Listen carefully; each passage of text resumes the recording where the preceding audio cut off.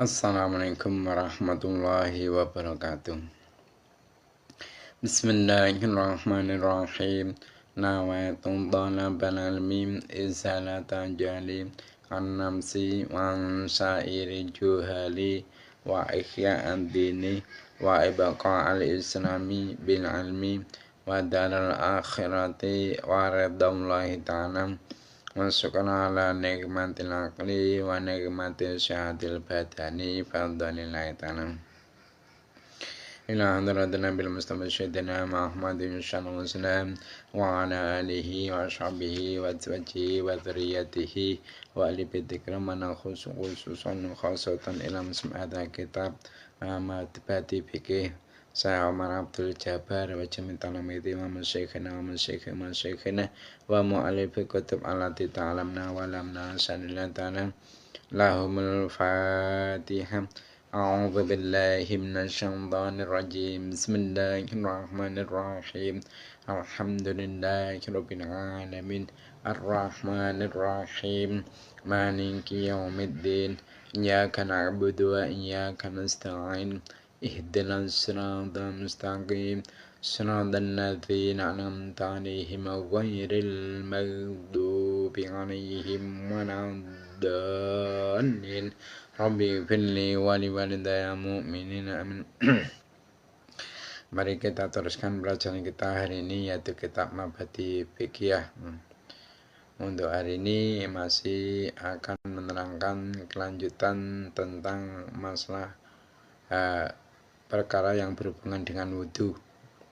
Bahwasanya kemarin pada pertemuan yang kemarin diterangkan niatnya wudhu adalah untuk menghilangkan hadas kecil, ya, untuk menghilangkan hadas kecil. Nah, sekarang kita pun juga harus tahu apa itu hadas kecil. Makanya untuk itu mari kita teruskan kajian kita, yaitu kitab Mabadi Fiqih juz 1 ini. Di pelajaran kita ini yaitu apa? Kitab Mabadi Fiqih juz awal atau juz 1. Mari kita teruskan. Bismillahirrahmanirrahim. Qala al-musannifu rahimahumullah ta'ala wa nafa'na biha fi 'ilmi biddarin amin. Sin ma iku apa? Sin ma iku apa? Al-hadatsu utawi kang aran hadas. Al-hadatsu utawi kang aran hadas. Al-asgharu kang cilik. Al-asgharu kang cilik. Jim huwa utai hadatsul asghar. Huwa utai hadatsul asghar iku kuluma saben-saben barang. Iku kuluma saben barang yubatilu kang singkatan sod, ya. Yubatilu kang batalake apa ma. Yubatilu kang batalake apa ma. Batalne al-wudu'a ing wudu. Al-wudu'a ing wudu. Dia ada pertanyaan. Sin ma al-hadatsul asghar. Apakah maksud hadas kecil? Apakah maksud hadas kecil? Atau dijawab jim wa kullu ma yubtilul wudu'a. Hadas kecil itu adalah apa saja. Sin ma alladhi yubtil wa jim wa kullu ma yubtilu al-wudu'a. Hadas kecil itu ialah segala sesuatu yang membatalkan wudu. Segala sesuatu yang membatalkan wudu itu namanya hadas kecil. Lah, sekarang yang membatalkan wudu itu apa saja? Nah, ini perlu kita tahu juga. Nah, ada pertanyaan, sin ma iku opo? Sin ma iku opo? Alladzi utawi perkara. Alladzi utawi perkara yubtilu kang batalake apa ma. Yubtilu kang batale ka apa ma. yubtilu kang batalake apa ma al wudu'a ing wudu. Al wudu'a ing wudu. Al wudu'a ing wudu. Jim alladzi utai perkara. Alladzi utai perkara yubtilu kang batalake apa alladzi. Yubtilu kang batalake apa alladzi al wudu'a ing wudu. Al wudu'a ing wudu iku khamsatun ana 5. Iku khamsatun ana 5. Al awalu utawi kang awal. Al awalu utawi kang awal iku khuruju syai'in. Iku khuruju syai'in matune suwiji-wiji. Iku khuruju syai'in matune suwiji-wiji min ahadis sabilaini. Min ahadis sabilaini saking salah sijine dalan loro. Min ahadis sabilaini saking salah sijine dalan loro. Afani utai kang kaping pindho. Afani utai kang kaping pindho iku zawalul aqli. Iku zawalul aqli ilangi akal. Iku zawalul aqli ilangi akal. Afalithu utai kang kaping 3. Afalithu utai kang kaping 3 iku anomu turu. Iku anomu turu. Ar-rabi'u utai kang kaping 4. Ar-rabi'u utai kang kaping 4 iku lamsul mar'ati. Iku lamsul mar'ati ndemek wong wadon. Iku lamsul mar'ati ndemek wong wadon al ajnabiyati kang liya. Al ajnabiyati kang liya. Al khamisu utai kang kaping 5. Al khamisu utai kang kaping 5 iku lamsul kubuli. Ngepok dalan ngarep. Iku lamsul kubuli ngepok dalan ngarep. Awit duburi utawa dalan buri. Awit duburi utawa dalan buri. Oleh ndemok bibatinil kafi. Bibatinil kafi kelawan nganggo jerone epek-epek. Bibatinil kafi kelawan nganggo jerone epek-epek. Nah, tadi kan dikatakan bahwasanya hadas kecil itu adalah merupakan setiap perkara yang membatalkan wudu. Nah, sekarang ada pertanyaan, sin ma alladzi yubtil wudu'a. Hal apa sajakah yang membatalkan wudu? Maka dijawab jim alladzi yubtilul wudu'a khamsatun. Bahwasanya hal-hal yang membatalkan wudu itu ada 5. Nah, 5 itu apa saja? Yaitu al-awalu khurju syai'in min ahadis sabi laini. Nomor 1 yaitu keluarnya sesuatu dari salah satu kubul atau dubur. Maksudnya jalan depan yang biasa dibuat untuk pipis itu. Terus jalan belakang, jalan yang biasa untuk buang apa?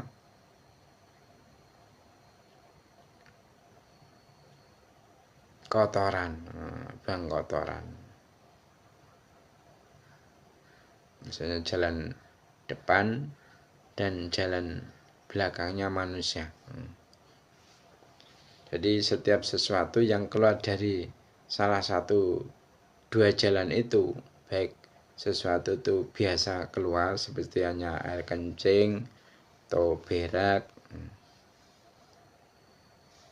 atau sesuatu yang tidak biasa keluar, semisal yaitu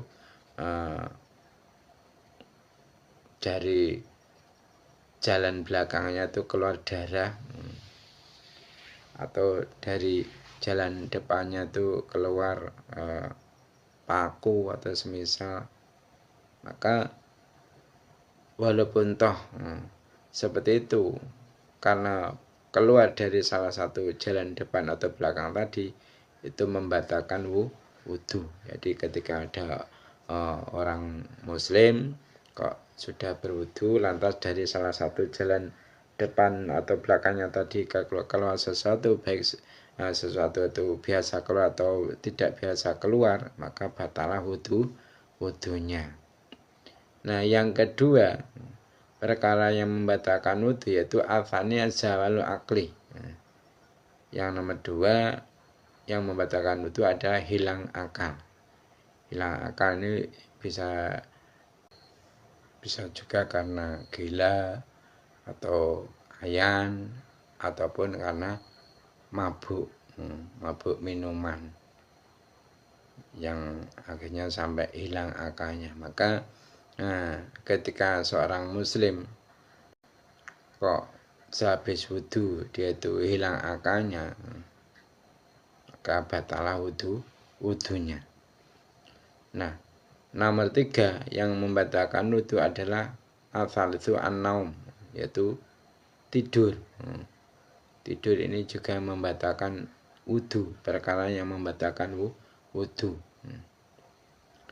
Tidur dengan posisi berdiri, tidur dengan posisi terlentang, ini membatalkan wudhu. Tidur di sini yaitu tidur yang sampai hilang ingatannya, sampai dia tidak sadar. Kalau mau tidur itu otomatis kan masih akalnya itu masih ada, dia masih sadar. Yang dimaksud tidur ini ya yang sudah tidak sadar, dengan tidurnya itu sudah tidak sadar. Nah, tidur yang membatalkan wudhu itu yaitu tidur yang tanpa menetapkan pantatnya pada tempat duduk.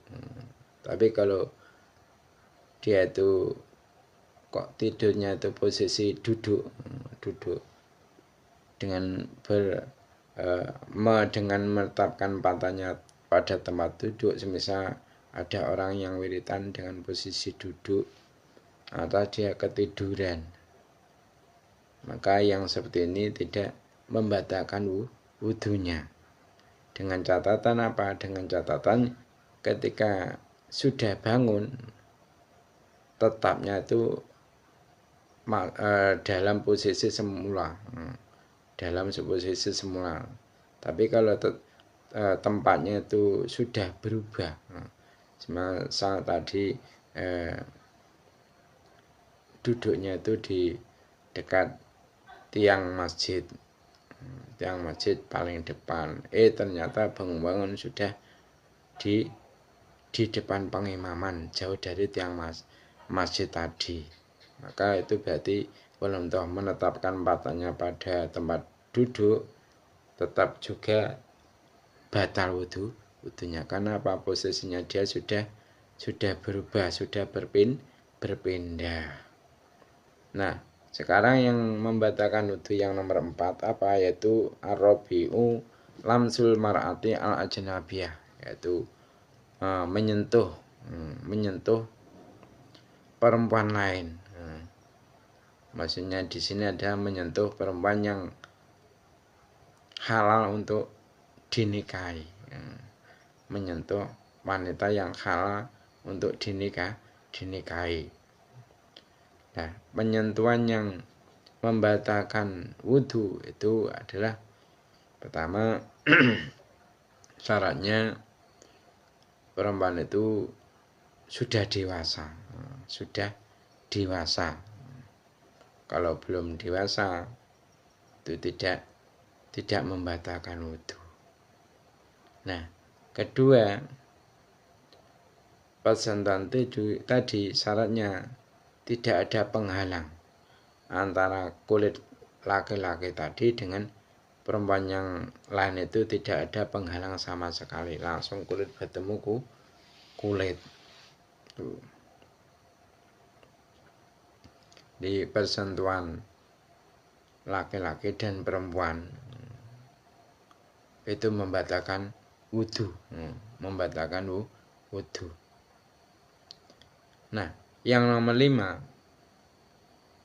yang membatalkan wudhu adalah lamsul qubuli awid duburi bibatin kafi yaitu menyentuh jalan depan atau belakang dengan telapak tangan bagian dalam. Jadi di dalam masalah batalnya wudhu dengan sebab menyentuh kubul awadu atau dubur itu dikoyiti dengan memakai telapak tangan bagian dalam.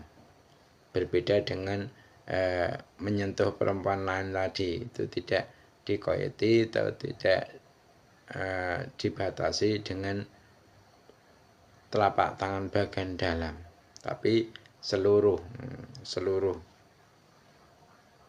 tubuhnya. Semisal ada orang yang sudah wudhu menyentuh perempuan lain dengan sikutnya, dengan siku-sikunya, ini juga membatalkan wudhu. Atau dengan kakinya, atau dengan jari jemari kakinya, tanpa ada penghalang, dan wanita yang disentuh itu sudah dewasa, itu batal wudhunya. Tapi kalau untuk yang nomor 5 ini, mereka yang membatalkan wudhu yang nomor 5 ini menyentuh kubul atau dubur, itu yang membatalkan jika menyentuhnya memakai telapak tangan bagian dalam. Nah, telapak tangan bagian dalam itu yang mana? Yaitu sekira kedua telapak tangan kita ini kita tempelkan dengan sekedar, maksudnya tidak harus ditekan seperti ini, asalkan ditempelkan. Nah, yang tidak kelihatan dari luar inilah anggota telapak tangan bagian dalam, yang jika kita pakai untuk menyentuh kubul atau dubur, ini akan membatalkan wudhu, ya. Tapi kalau yang dibuat menyentuh itu bukan telapak tangan bagian dalam, ya agak batal wudhunya, semisal seperti ini, ya. Nah, seperti ini tidak batal. Itu perkara yang membatalkan wudhu yang nomor 5. Nah, sekarang siapa yang dimaksud perempuan lain? Nah, mari kita teruskan. Sin ma iku opo. Sin ma iku opo almar'atu utawi kang aran wong wadon. Almar'atu utawi kang aran wong wadon, al ajnabiyatu kang liya. Al ajnabiyatu kang liya. Jim iya utai almar'atul ajnabiyah. Iya utai almar'atul ajnabiyah iku alati wadon. Iku alati wadon layah rumu kang ora haram. Layah rumu kang ora haram apa nikahuha nikah ing alati. Apa nikahuha nikah ing alati li ajli nasabin krana arahe nasab. Li ajli nasabin krana arahe nasab aradoen utawa tunggal suson. Aradoen utawa tunggal suson. Musaharatin utawa mara tuwa. Musaharatin utawa mara tuwa. Jadi ada pertanyaan berhubung tadi kita itu jika setelah wudhu kok menyentuh perempuan lain itu batal wudhu kita pun juga harus tahu siapakah perempuan lain yang dianggap di dalam masalah ilmu fikih ini. Ada pertanyaan, sin ma al-mar'atul ajnabiyah. Apakah definisi wanita lain itu? Pengertian wanita lain itu apa? Maka dijawab jim hiya alati la yahrumu nikahuha li ajri nasabin aw radhain aw musaharatin. Wanita ajnabiyah atau wanita lain itu ialah wanita yang tidak haram menikahinya. Jadi kita tidak diharamkan untuk menikahi dia karena nasab, baik karena nasab, tunggal persusuan atau hubungan mertua menantu.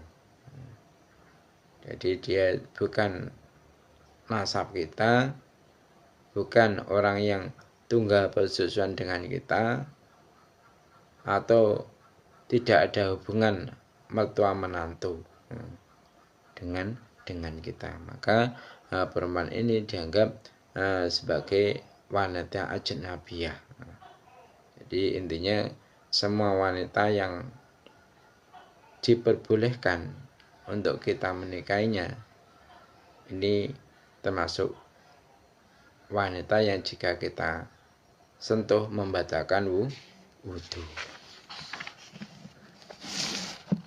Terusnya, sin ma utai opo.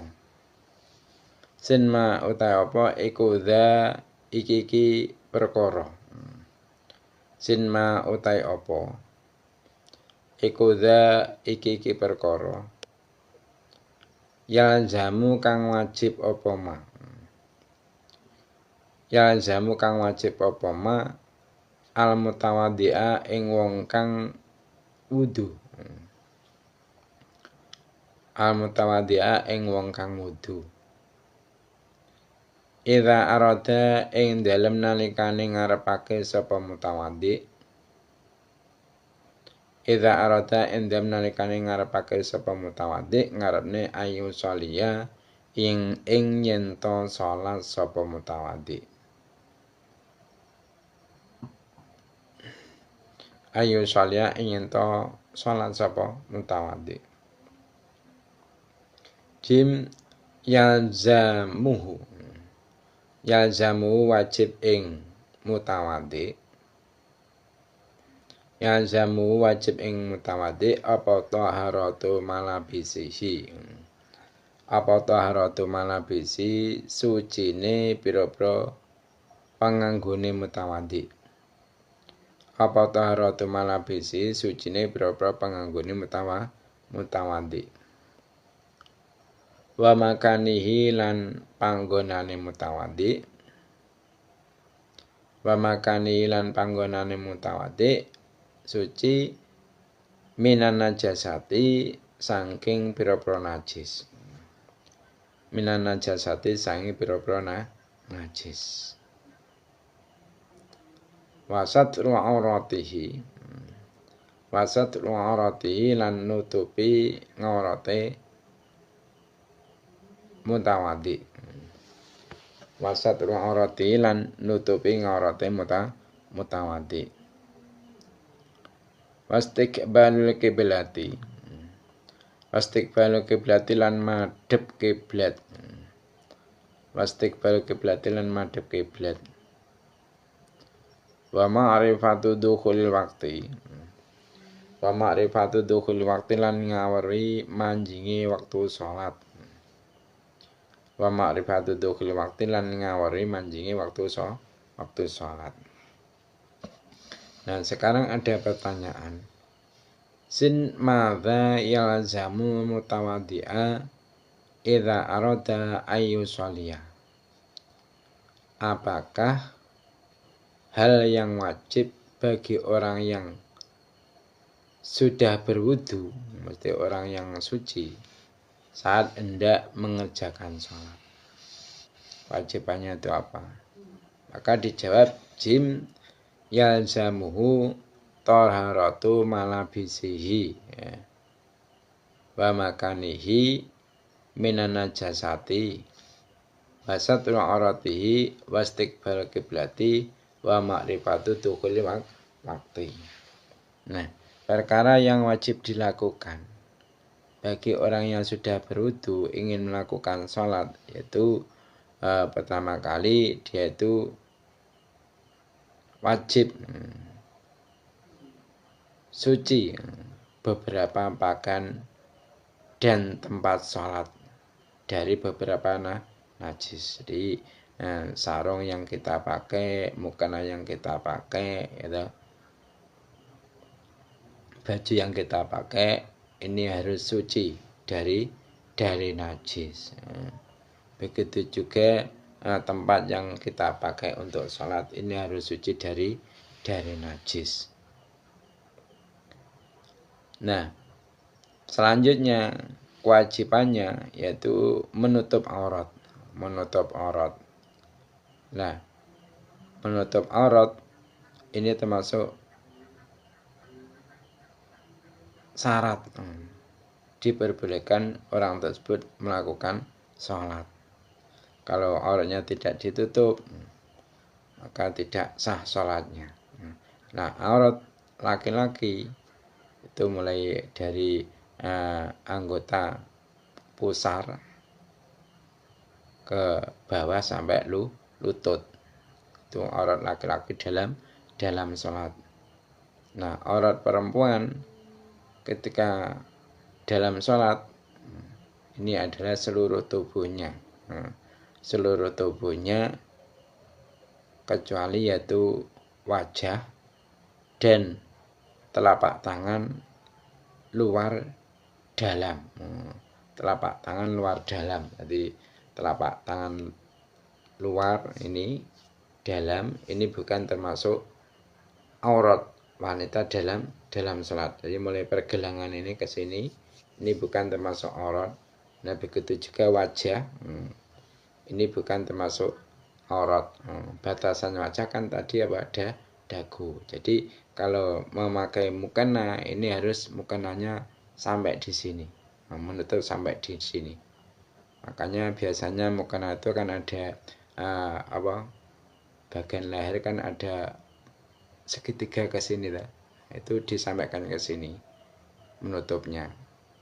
Biar penutupan aurat itu sempurna, jangan sampai mukenanya hanya di sini. Yang akhirnya ini nanti dagu ke sini kelihatan, lehernya kelihatan. Ini nanti menjadikan sholatnya tidak sah.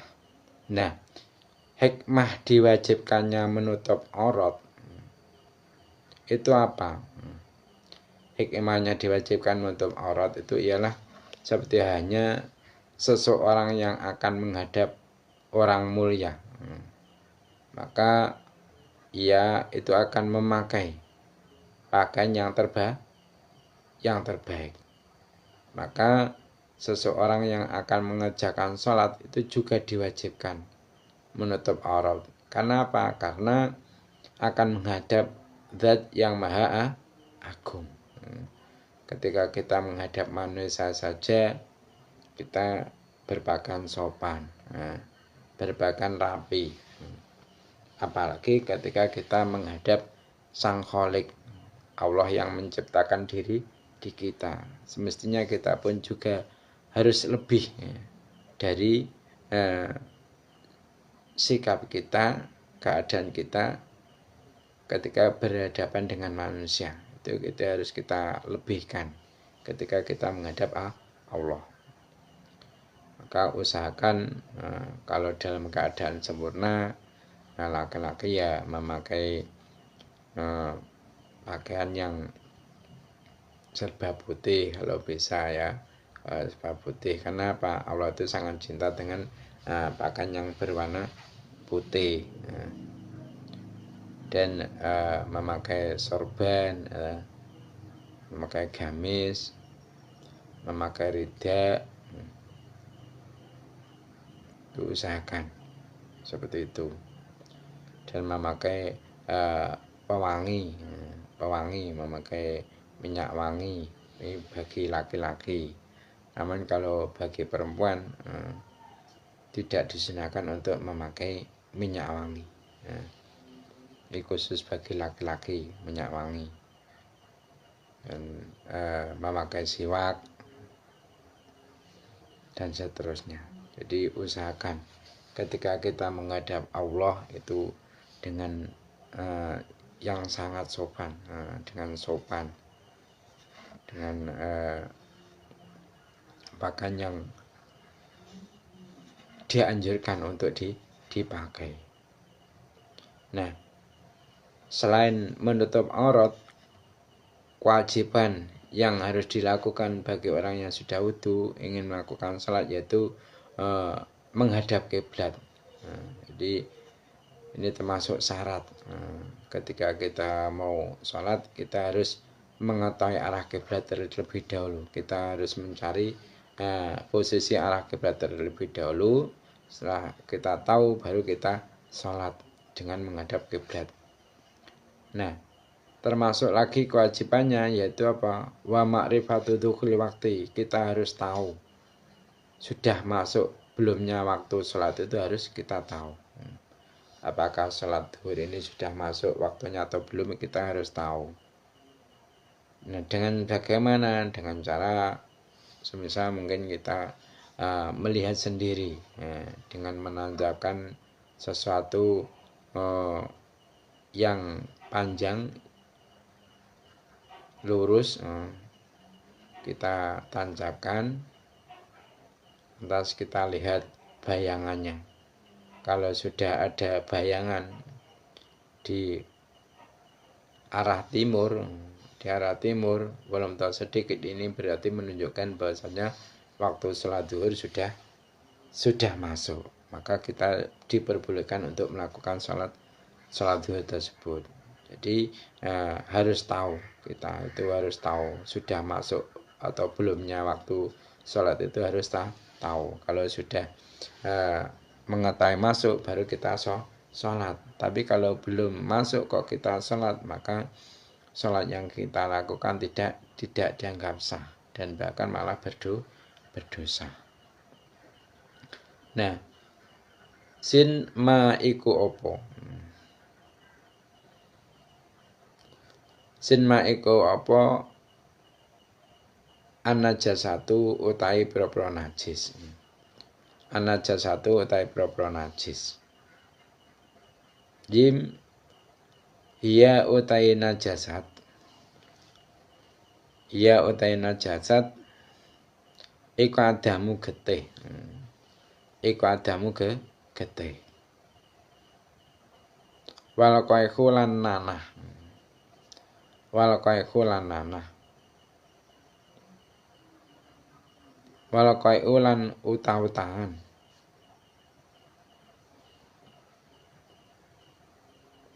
Wal qaihu lan utah-utahan. Wal khamru lan arak.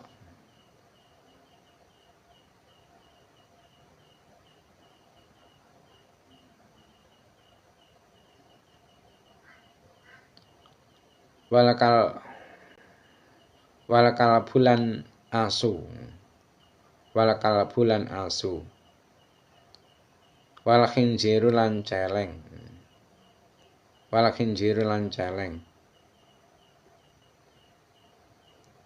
Wal baulu lan uyuh. Wal baulu lan uyuh. Wal ghaitu lan tai. Wal ghaitu lan tai, warotu lan telek atau kotoran atau teledong.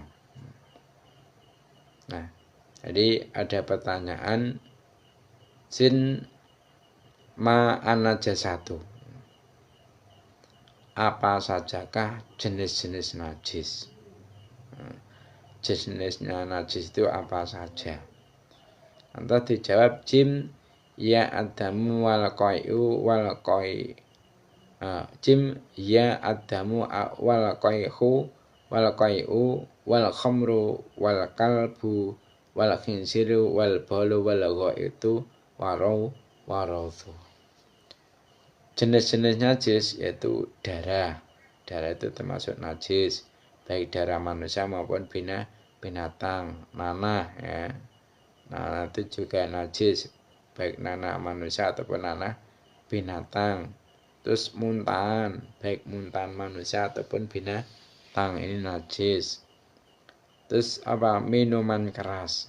Minuman keras, minuman yang memabukkan, misal mungkin topi miring, bir bintang, ini termasuk minuman keras. Ini hukumnya najis.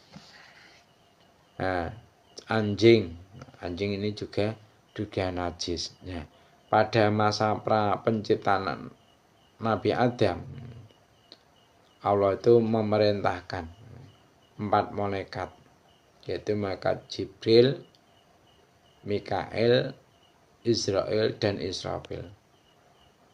Untuk apa diperintahkannya? Itu untuk mengumpulkan 4 unsur dari tempat-tempat tersuci untuk dijadikan sebagai bahan pembuatan Nabi Adam. Lalu akhirnya Allah itu membentuk adonan jasad Nabi Adam dalam posisi terlentang. Nah, adonan yang berbentuk manusia ini belum hidup.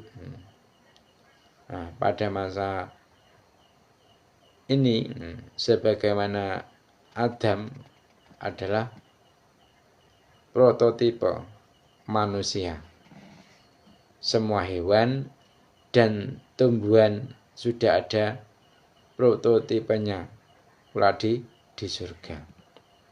Nah, melihat adonan tanah itu, iblis itu membaca rencana Allah untuk menciptakan manusia. Dia itu demikian cemburu. Iblis itu demikian cemburu. Dan akhirnya didatangilah adonan tanah itu.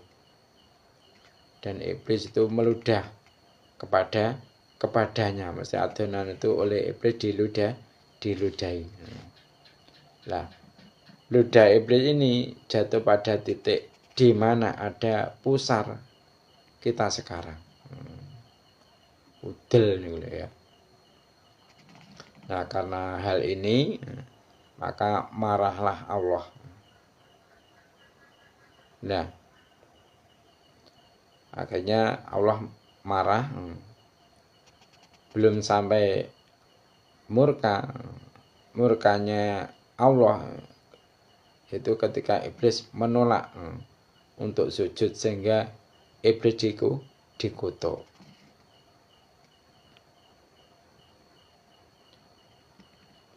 Jadi Allah itu sebelum iblis itu sangat murka, sampai akhirnya iblis itu dikutuk. Allah pun juga pernah murka. Yaitu ketika iblis itu meludahi adonan yang dibuat untuk menjadikan jasad Nabi Adam. Jadi Allah itu akhirnya murka yang kedua kali, yaitu kepada iblis ketika iblis disuruh untuk sujud kepada Nabi Adam, itu dia tidak tahu, tidak mau. Dan akhirnya Allah itu mengusir iblis dari wilayah surga. Dan iblis itu tertahan di muka gerbang surga. Lalu dia itu mencari akal bagaimana untuk memasuki surga kembali. Nah, karenanya iblis itu dalam rencananya harus menghasut kuda, yaitu menghasut raja burung di surga pada saat itu yang berbentuk seperti burung merak, tapi jauh lebih indah, dan meminta untuk diselundupkan ke dalam surga. Nah, Raja Burung itu memanggil hewan terindah di surga saat itu, yaitu apa? Yaitu ular. Jadi hewan terindah saat itu di surga yaitu ular. Jadi Raja Burung itu memanggil ular. Nah, ketika itu ular masih hewan yang sangat indah dan memiliki empat kaki. Makanya ular itu menyediakan mulutnya kepada iblis dan memasukkan iblis ke surga, dengan melalui iblis ditaruh di mulutnya dan membawa kuda tersebut. Jadi kuda serta iblis itu ditaruh di mulut ular tersebut. Nah, iblis itu menghasut kuda dengan mengatakan, jika makhluk itu, maksudnya Adam, tercipta, maka hingga akhir zaman keturunannya itu akan menduduki punggung keturunanmu. Nah, kuda sangat marah.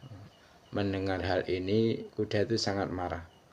Dan larilah kuda ini ke adonan tanah Nabi Adam tadi. Untuk apa? Untuk menginjak adonan tadi. Nah, tapi pada saat kuda mendekat, Allah itu mengambil secul tanah dari bagian yang terkena ludah iblis tadi. Dan dari tanah yang terkena ludah iblis tadi dijadikanlah oleh Allah yaitu seekor anjing. Jadi anjing inilah yang mengusir kuda dan ia itu menjaga adonan tanah. Nah, Adam jadi anjing itu adalah binatang yang menjaga adonan tanah Adam sampai dihidupkannya oleh Allah. Nah, dari sini bisa kita pahami kenapa anjing itu adalah hewan yang paling setia kepada manusia. Karena apa? Karena anjing itu tercipta dari adonan tanah yang sama dengan Adam. Tetapi anjing sudah tercampur dengan ludah iblis. Nah, inilah awal mula air liur anjing menjadi najis. Nah, demikian pula ular itu dikutuk dengan membawa mulut yang beracun. Karena apa? Menyediakan mulutnya sebagai tempat iblis untuk menyelundup. Nah, ia pun dikutuk oleh Allah dengan dibuang keempat kakinya menjadi melata dan lambat sehingga apa? Hilang. Sehingga hilang predikatnya sebagai hewan terindah di surga. Nah, terusnya lagi.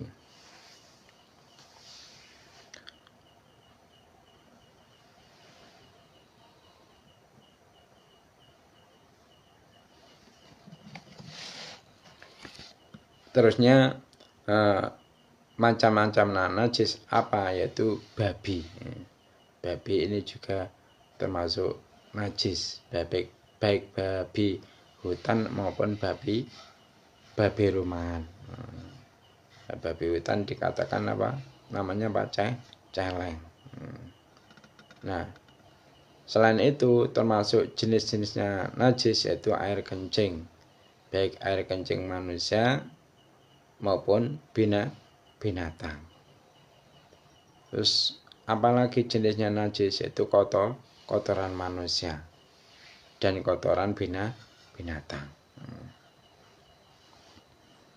Terusnya sinma iku apa? Sinma iku apa? Al auratu utai kang aran aurat. Al auratu utai kang aran aurat. Jawabnya jim ngoratu rajuli. Ngoratu rajuli utahe ngorate wong lanang. Ngoratu rajuli utahe ngorate wong lanang iku ma barang. Iku ma barang bena surati kang tetep ing dalem antarane udel. Bena surati kang tetep ing dalem antarane udel warukbati lan dengkul. Warukbati lan dengkul. Wa auratul mar'ati lan ngaurate wong wadon. Auratul mar'ati lan ngaurate wong wadon iku jami'u badaniha. Iku jami'u badaniha sekabehane badane mar'ah. Ilal wajah angin wajah atau kejaba wajah. Ilal wajah kejaba wajah. Wal kafaini lan epek-epek loro. Wal kafaini lan epek-epek loro. Jadi ada pertanyaan sin ma al auratu. Apakah definisi aurat? Apa pengertian aurat? Jawabnya jim auratul rajuli ma baina surah warukbah. Jadi aurat laki-laki maksudnya dalam sholat ya, aurat laki-laki dalam sholat itu ialah anggota badan di antara pusar dan lutut. Nah, wa auratul mar'ati jami'u badaniha ilal wajha wal kafaini. Nah, sedangkan aurat wanita ialah seluruh badan kecuali wajah dan kedua telapak tangannya, baik luar ataupun dalam ya, baik sini ataupun sini. Ini bukan aurat. Wajah juga bukan aurat. Tapi selain wajah dan kedua telapak tangan baik luar ataupun dalam itu kategori auratnya perempuan.